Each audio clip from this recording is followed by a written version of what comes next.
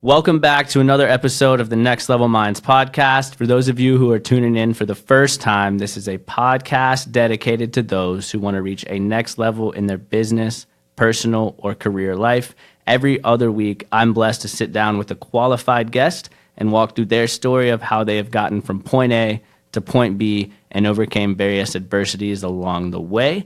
I'm sitting down with the founder of Angry Angel Energy, Justin Llyod, which is a antioxidant, natural caffeine infused beverage.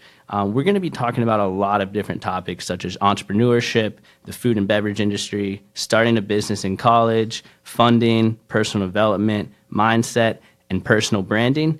Justin's story is all across the board. So he was born in Chicago, lived in California for a little bit, had a dream of becoming a NASCAR driver, spent some time in the racing industry, ended up graduating from NC State in 2015, where he grew and launched his business in college. He moved from a local business in North Carolina to a regional product sold in all Whole Foods in the South region. He's really going to take you through his story today and walk you really through how he got from point A to point B. And I just wanted to personally thank everyone for taking the time to tune in today. As always, make sure to subscribe to hear the latest updates. And once again, welcome back to this week's episode of Next Level Minds.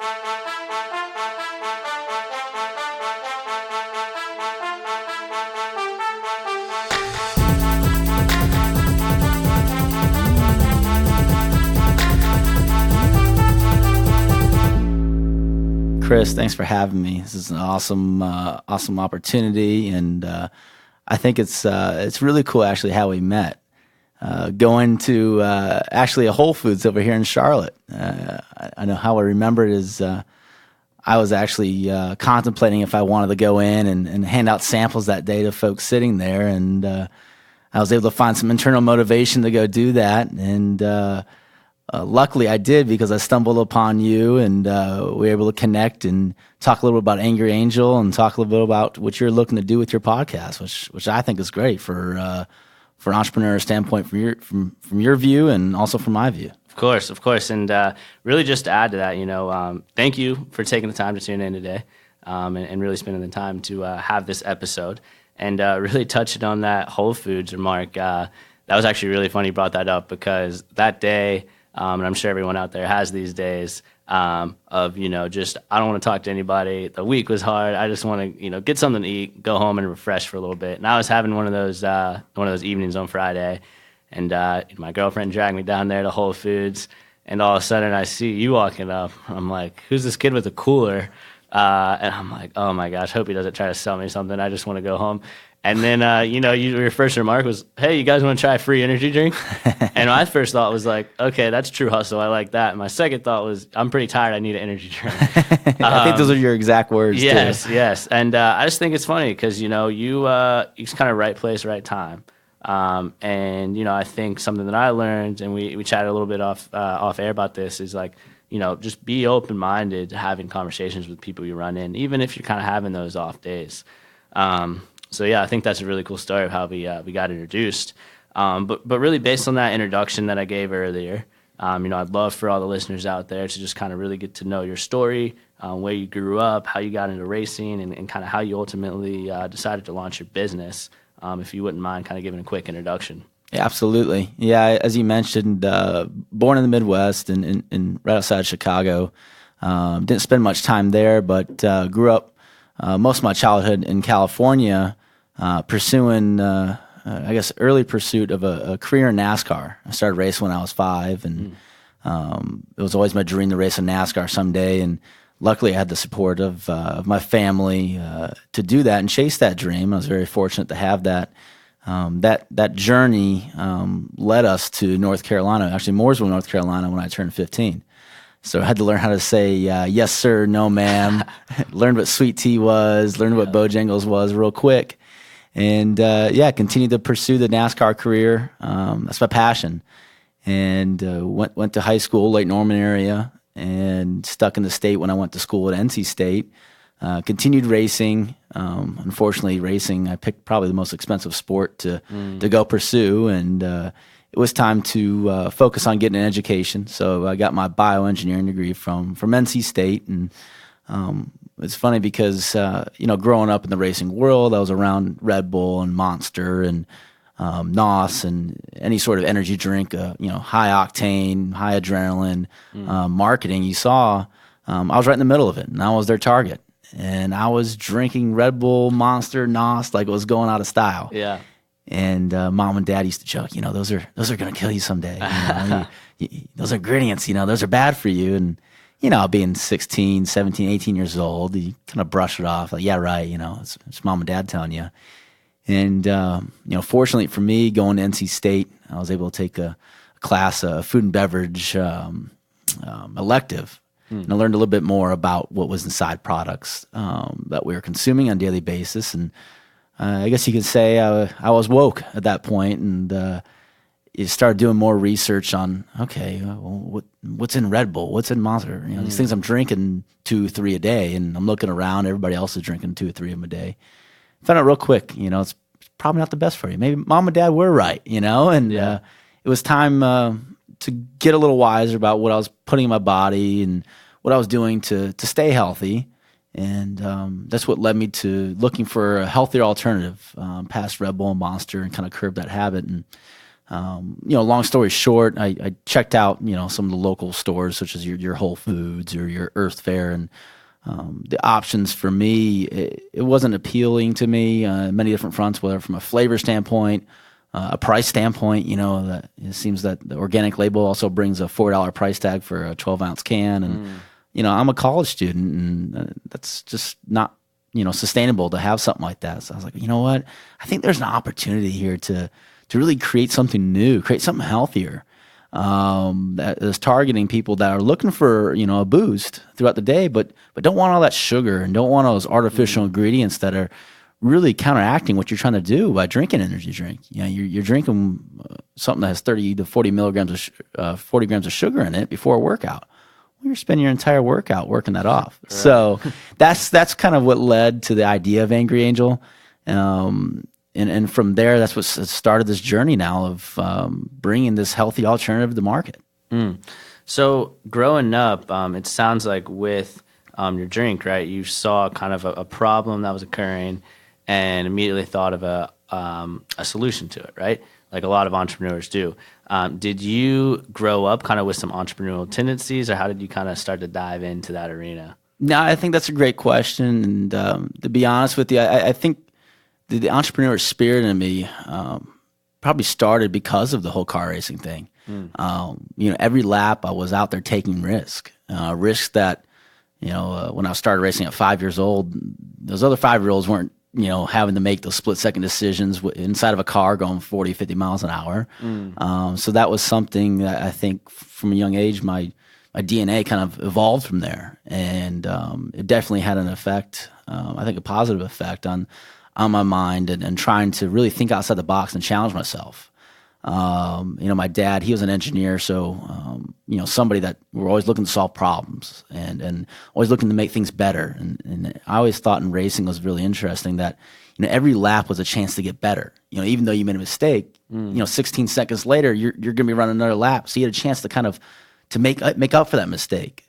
So when you're looking at it, carrying it over to the entrepreneurial world, it allows you to kind of be more open-minded, take more risk, and understand that make mistakes okay, because that's what's going to allow you to find your limit.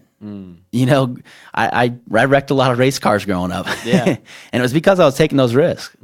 But the reason why I was able to succeed with my dad, with my mom, with my brother racing was because I found those limits, sometimes the hard way. And I think a lot can be compared with entrepreneurship and starting a business and trying new ideas. You got to be willing to go out and think outside of the box. That's how things progress. Mm-hmm. Did your parents get you into the whole NASCAR side of things then? Or? Yeah, I think no. Obviously, it took their help, but neither of them came from racing. I actually I played soccer growing up, and I found out real quick I wasn't very athletic in that sense with my feet and kicking a ball into a net.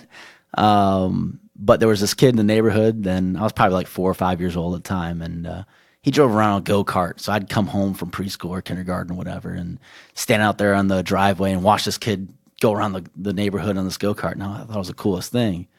And I started watching NASCAR on the weekends. It was really a way for actually my parents to kind of get me out of their hair a little bit. So I'd push my little Matchbox cars around the carpet and pretend to race. But what ended up happening was my dad said, "You know what? You've been begging me for this go-kart for so long. I'm tired of hearing about it. If you go score a goal in your next soccer game, I'll get you one. If you don't, I don't ever want to hear about it again." And I had never scored a goal in my life, so he thought he was pretty safe with that bet. Oh, yeah. No. 3 goals later, the next game, I go, "Dad, I get 3 go-karts, right?" And, "Oh, no, you get 1. And in funny story, we actually we went down, I sat in all the go-karts, and I was too small for all of them. I was only 5 at the time. But the guy, I think, made the most expensive recommendation to my dad ever. And it was that, I think there's this place up the road that, Jeff Gordon and Bobby Labonte and all these guys kind of started racing at, and it's built for smaller kids. It's built for young kids. You should go up there. And that's how I got my start. Yeah. Did you mentioned at a young age that you took a lot of risk and kind of learned what it was like to fail. Did your parents encourage that type of failure and growth type of model at a young age, or? Yeah, absolutely they did. Yeah. I think having that foundation was definitely important and has led to where I'm at today. And I'm very thankful for that. Yeah. What's funny is I actually interviewed this guy, Andy Knock, who used to own a mechanical engineering firm, and he was also in the NASCAR kind of racing industry, and he said the same thing, if I chose the most expensive sport. Yeah. So that's kind of funny how that connects there. So within failure and entrepreneurship, like, why do you think a lot of people, no matter what their age are scared of risk and scared of failure? Yeah, I think, the upbringing is definitely a big piece of that. I just think in general, I think people, we're creatures of habit. So if we get in some sort of cycle of doing things over and over again, we become comfortable and kind of numb to your surroundings and your environment. And I think the biggest thing in order to kind of change that is to look at just doing things better, challenge yourself, think outside the box. I know that's tough to do, but if you want to, really improve your life and improve the lives of those around you, doing the same thing every day is just not gonna cut it, And I get it, entrepreneurship really truly isn't for everybody, but there are those that find it, later in life. And I think you mentioned timing. For example, you and I meeting in Whole Foods at that point. Timing plays a big part in that. So, I was fortunate at a very young age to have it instilled in me. But there's plenty of people. I think you look at, especially the founder of Five Guys, some of his story. He wasn't successful with his entrepreneurship endeavors till a lot later in life. I believe he was in his 50s. So I think it's timing. And I think you just, everybody's time comes differently with that. Yeah. And I know yourself, you and I both are very, very busy. Do you have any daily habits that you like to implement in your day-to-day operations? Or you just touched on them? Yeah. I think one of the biggest ones is focusing on yourself and your how you're taking care of your body. Mentally is a big piece of it, and physically is another. And I think you can really tie those together with. I like running. I enjoy running, so I try to do that. At least 5 days a week. I'm trying to get some sort of physical activity in, and that's good for the, not only physically for your body, but mentally to clear your mind. And I've actually found that on those runs, some of the best thoughts I've had have come to my mind. So I think it's very important to do that. I think eating, being aware of what you're putting in your body when you're, whether it's with breakfast, lunch, dinner, snacks, being aware is important. Controlling the things you can control, I think that's kind of the lesson there that I've kind of put in play.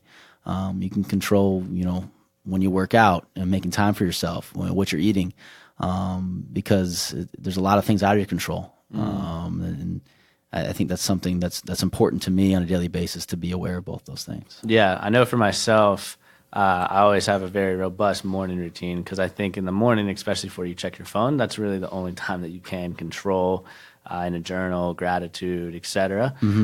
So definitely believe in the whole control process. Yep.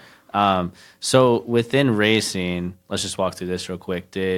it get to a point where you could tell it wasn't going anywhere, or kind of what was the whole halt process like there? Yeah, I think, for me, we always knew it was going to be a challenge with, finding funding to get to the next level.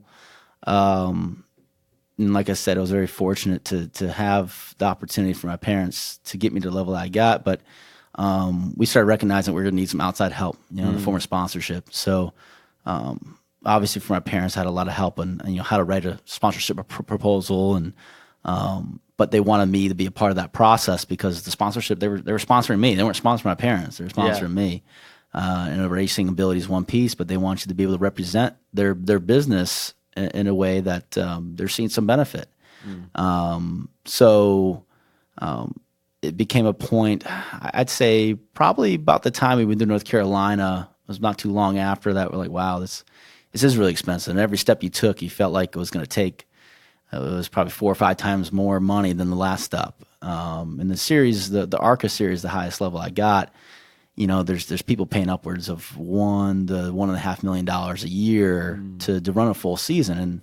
And, money just doesn't grow on trees that way. So to going out and going and finding the sponsors was important. So I'd say probably around 18, 19 years old, about the point to where I was like, you know what, got to really pull the pants up a little bit here, and let's go find some sponsors and try to do it. And unfortunately, around that time frame was like 2008, 2009, 2010, which is a very hard time for a lot of people and a lot of businesses with the financial bank crisis and whatnot that was going on. So it kind of put a hamper in the progress that we were making in my career, even though we were in the Mecca here in North Carolina. So it was time to really start, thinking outside the box of, okay, if this isn't going to come through the way we want, we're still going to keep trying, but what are some other ways we can do it?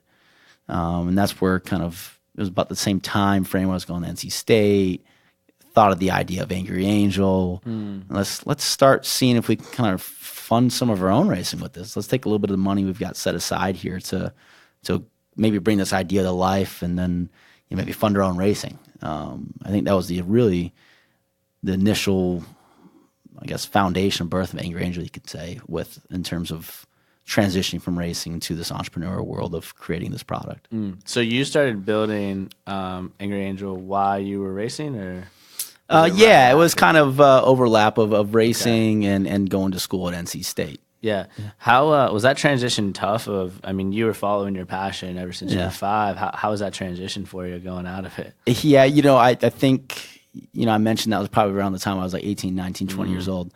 I'm 27. I'm still going through it. Just this past weekend, I was kind of feeding that need for speed, and I was running the Legend Car Nationals, which I hadn't done since 2008. So I think racing is always going to be a passion. I just think sometimes there's a bigger calling to life, and I hope that racing's still part of that, and I really do believe it is. But there's other things that have my focus now, and I think one of the things is, Angry Angels evolved and this business has evolved. And as I went through school and got my engineering degree and even worked in the 8 to 5 world for a little bit, I realized that, racing in itself, it's a team sport, but growing up being a driver, it can become, almost very selfish in a way where, the spotlight's on you. And that's, I think it's important to, as I've grown, realize that it takes a true team.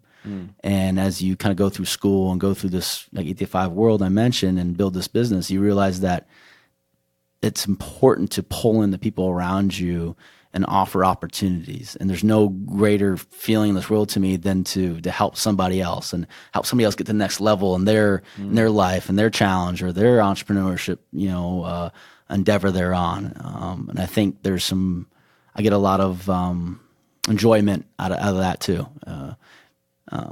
Maybe equal to the level of enjoyment I get out of racing. Yeah, of course. How did you really implement the self-awareness to realize that it was time to make that pivot, not follow racing anymore, and really focus that there was kind of a higher purpose of what you were after, like helping people out and everything? Yeah, I think that just kind of happened naturally. I'd like to say there's one, kind of deja vu moment. There really probably wasn't. And I think personally, that's what I kind of struggle. I wish there was that deja vu moment. I think personally kind of struggle with that a little bit, going through school, kind of saying, I really don't fit in here in school so much. For me, I've always been at the racetrack on the weekends. What is all this tailgating and football? I mean, it's fun. Don't get me wrong, but there's always that kind of feeling like, okay, well, what's next? What's next? And luckily with Angry Angel and building this business, obviously I'm passionate about the beverage industry and energy drinks and looking for unique ingredients and things to better people's lives with. But I'm also passionate about bringing what I've learned from the racing world, and applying that mindset to this industry of problem solving. So coming at it from a different angle, I think is important. And I think it's important in any industry, no matter what entrepreneur, everybody's got your own upbringing, your own experiences. And I think that's really what drives great ideas and innovation is taking what you learn and applying it to different things, thinking of things a different way that no one else has ever thought of. Ignorance is bliss in that sense. I obviously didn't grow up in the beverage industry. My parents didn't. But I grew up drinking a lot of beverages. Right. And I grew up, in a time and age where people were trying to be healthier, me included. And I grew up willing to take risk. And I grew up, willing to, kind of fearless in a sense. So you can kind of put all that together, and my engineering background, put all that together, and that's kind of what helped get that start in the beverage industry with Angry Angel. It wasn't necessarily a black and white transition, but kind of piecing all that together is what led to the birth of the company. That makes a lot of sense, and I think I had a gentleman on the podcast, Lee Burgess. We had a great episode about mentorship, upbringing, and I think your upbringing. People, places, and things really kind of shape who you are in the future. I know for myself, really, I've worked for a lot of what I have now. So, I was that 12-year-old kid hustling, knocking on people's doors, asking if I could cut their grass. I could save for my first car because I knew I wanted to buy one at 15.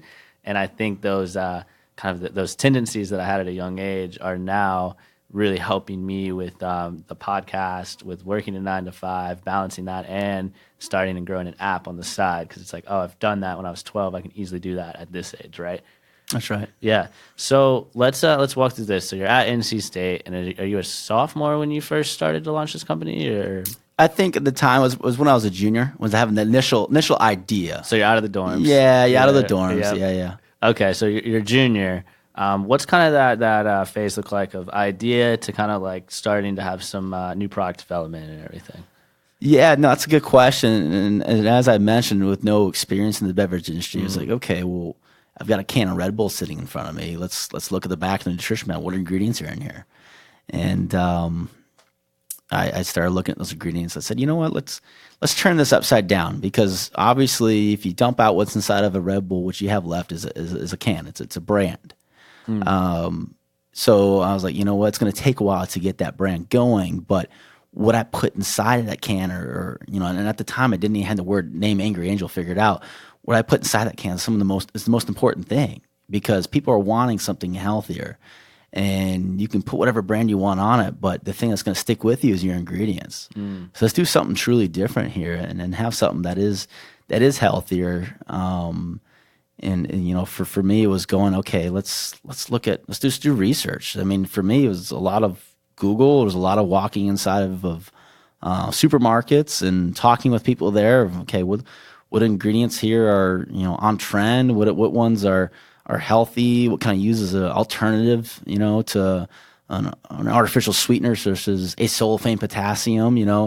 I didn't know what any of these words really meant before. I just knew some of them were really bad for you and some of them were better for you. So there was a lot of trial and error initially, and to be honest with you, I think it was probably a good year and a half from the point of initial idea to the point to where we actually had like some sort of product that we kind of tangibly kind of try. So I was learning a lot about, sourcing ingredients, learning a lot about vendors and supply chain when it came to cans and the design, and then having the trademark, and then, LLC, what's that, and, luckily I had some help from my dad, who had, had a couple of businesses of his own. So he kind of helped me with walking the ropes of that. So I got a mentor there.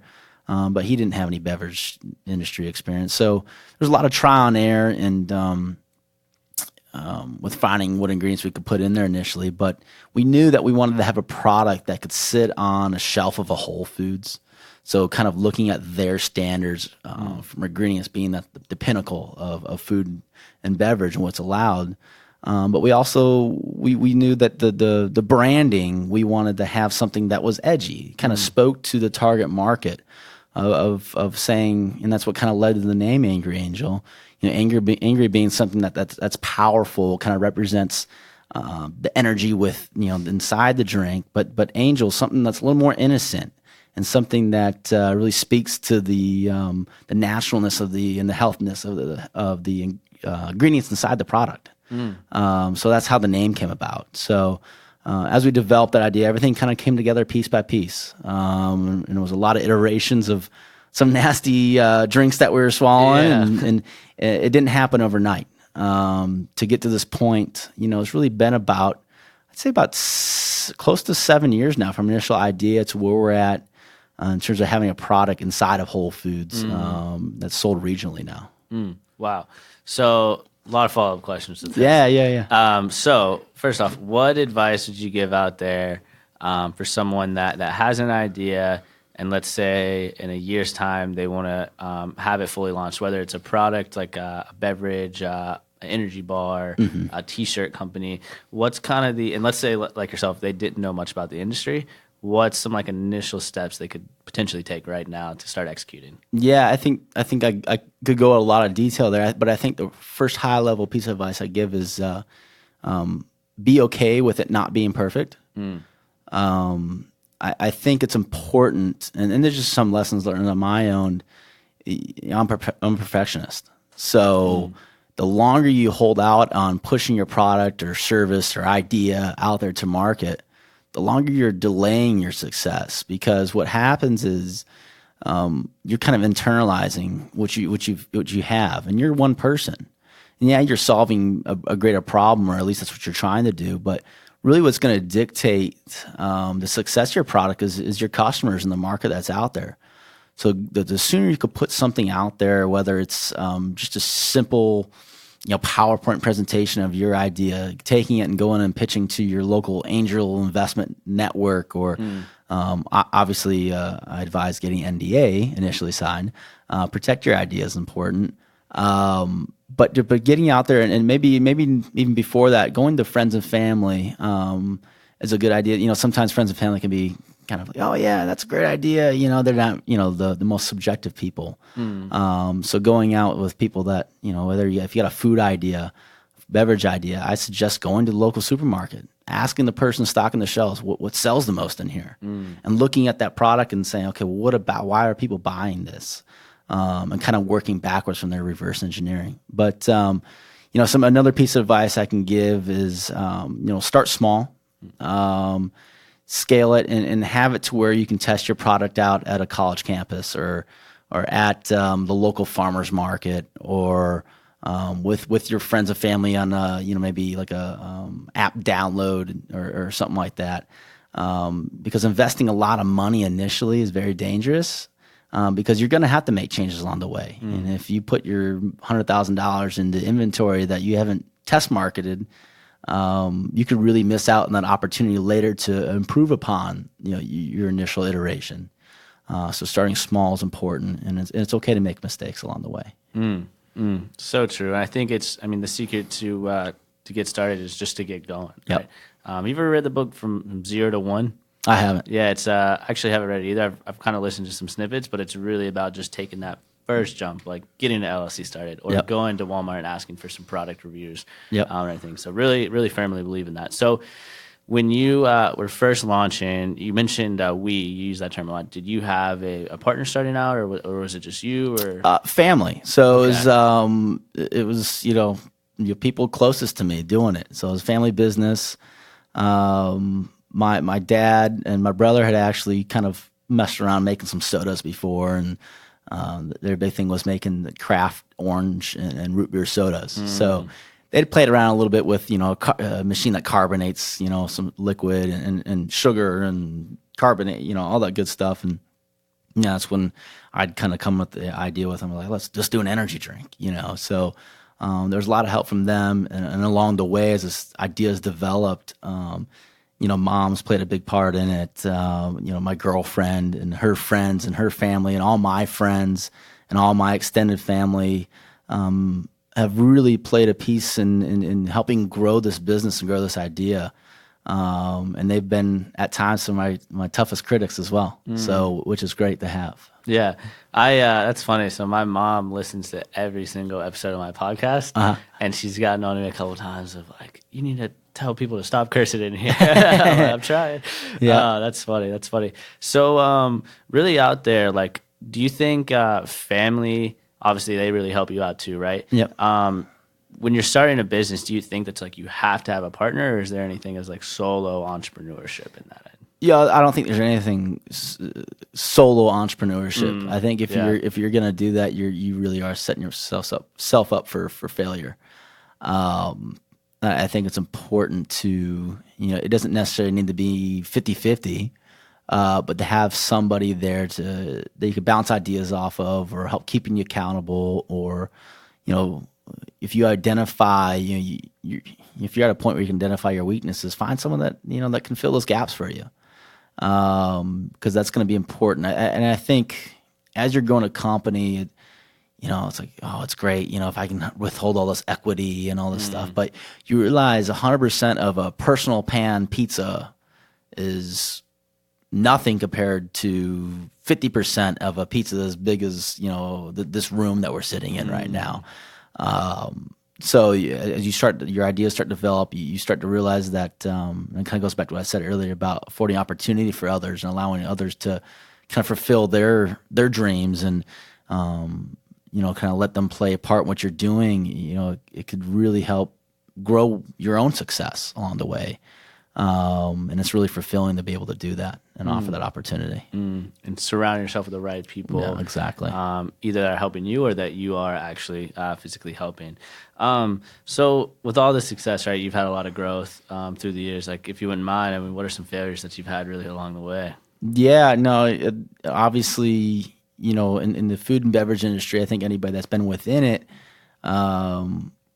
they always learn real quick too that there's some big things. Inventory, especially in the beverage industry, is a big thing. So I mentioned before, going in head over heels and producing a lot of product initially is a big risk. I think for us, some of the mistakes along the way. Gosh, there's quite a few of them. It's hard to pinpoint. I think for me, thinking that our initial iteration of the product was the answer, thinking, oh, it's the best. Like I said, I'm a perfectionist and whatnot. Oh, it's the best. It's the answer. I think you learn real quick that people's needs change. I think trends change over time. So it's important to remain open-minded to that. It's important to be flexible with what you're doing. For us, there's people's, I guess, demands in terms of food and beverages has changed over the past 7-8 years from initial idea of this product. So for us, recognizing that, we were actually working on developing a new product line right now. Keto is big. So true. Yeah. So without going into too much detail with that, we want to be able to have a product that identifies with a larger audience and move towards those trends. Yeah. A few follow-up questions on the failures that you mentioned. Yeah. And I'd love for you to take some time to actually talk about some initiatives you have coming up, some different flavors you may have launching. Yeah. I know you mentioned the keto. So with the failures, right, you're going to learn from them. You're going to surround yourself with the right people. You touched on this a little bit, but what are some ways you can acquire just like a small amount of funding to get started? And I'm not talking about a $1 million Series A round or anything like that, but just a little bit to help get your feet off the ground. Yeah, no, I think that's big. I watch a lot of Shark Tank, and I follow a lot of the sharks on Instagram, and it's funny because they all had different philosophies on how to get started. So I kind of preface what I say with that is that there's no one perfect answer. I think everybody's situation is a little different. So I'll say, the first area where people kind of look to is like, okay, well, anytime you kind of dip into maybe some money you have set aside of your own, whether it's your personal savings or not, that's always the first place I really kind of suggest, because it's important to do that, because it shows that you truly believe in your idea. And then at that point, you're invested in it, and it allows you to stick through it, and it allows you to really question, is this something I'm just kind of chasing a paycheck with, or is this something that I have a passion for, and I'm going to stick through it with through the hard times. So I think your first investment in a product or idea or service, whatever, should really come from you. And a lot of people don't have the luxury to put a lot of money towards that. So you kind of got to look at it from that standpoint. Okay, is this scalable? So is it, is it going to take $100,000 to go initially start? Maybe you got to think to yourself, is this the best idea to kind of get into something like this? And it allows you to get creative. Okay, well, maybe I can do. I'm gonna need $100,000 in road, but is there something I can do now for $500 to kind of start? So that's the first place to look. The next place, friends and family is the next route that a lot of the textbooks would tell you to kind of go to, and that was the phase that kind of helped that we got initially to kind of scale the business, was reaching the friends and family and sharing the passion. And it's funny because some of them may invest for the idea, but majority of them invest because they know you. And you had that relationship. So as you start kind of formulating your idea and you start scaling the business, moving to your angel round or your Series A round, it's important that even though you're at the phase maybe dipping in like to your personal finance with that $500, and it goes back to my original advice of taking just a PowerPoint of ideas and pitching to an angel group, it's important to get that started early, because those relationships can take time. And maybe when you're ready for the $100,000 or $500,000, instead of going to them kind of cold calling, you've built that relationship from the very beginning, and you're looking to them for advice along the way. And then when you need that money, and when you're looking to scale, you get to that point, you've already got that relationship there. And it doesn't take then 9 to 12 months to go build that relationship and get the funding, because you've built the relationship, they've built up the trust, they've seen your journey, they understand your story, and they're investing in you. And I think that's important at every step of the way, is that the product and service have to be there, but the partnership and anybody investing in the company, they should be equally investing in you as a person as well. That's so true. And I really liked the first point you made of actually using your own capital, because I think that provides some skin in the game, where it's, this is 10, 15, or even $5,000 of my own money. I can't mess this up. But, if you had $5,000 from somebody else, you're like, it's okay. Yeah. So that's a really good point. And then again, with the relationships, just summarizing on that end, it's like relationships, some you can cultivate very quickly. I think we've only had a few interactions, but, we've obviously got closer, especially doing this episode. But some relationships, it takes 6, 7, 8, 9 months to really cultivate. So then starting that early is really a solid point you just made there. So really, I'd love for you to just spend some time, talking about your beverage. I know the listeners out there are probably very intrigued so far. But really, what's going on here? Like, what do you have coming up? Any initiatives, any new flavors? And also, you kind of touched on it earlier, but if you want to just share your differentiator as well. Because there's a lot of energy drinks out there, but I know you have a good differentiator that kind of separates yourself apart. So, yeah, no, I appreciate that segue. And for us, like I mentioned, we wanted the product to sit in Whole Foods, and really, what Angry Angel energy drink is, what you described it as an antioxidant natural caffeine infusion. What we've done is essentially created a product that gets rid of the artificial ingredients. For us, we wanted something with natural caffeine, so we actually use yerba mate tea leaves as our caffeine source in our product. 120 milligrams in every can. It's equal to a cup and a half of coffee, or approximately 2 cups of tea. The nice thing with that, since it is natural, you're not going to get the jitters that are typically associated with energy drinks. I think when there's this kind of people that view energy drinks out there, they just think of some hardcore guy doing backflips off a motorcycle and then chugging back a Red Bull, and the whole give you wings kind of thing. For us, it's like, look, not everybody wants all that.